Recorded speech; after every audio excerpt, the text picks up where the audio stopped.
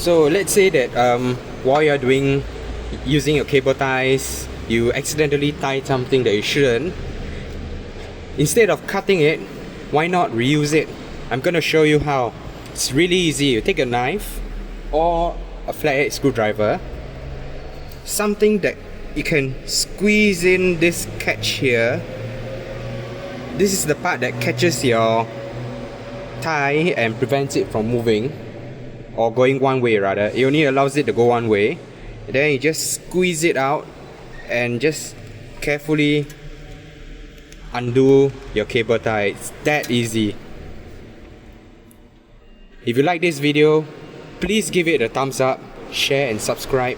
Stay tuned for future videos and become my valued patron. Links are in the description. Bye for now.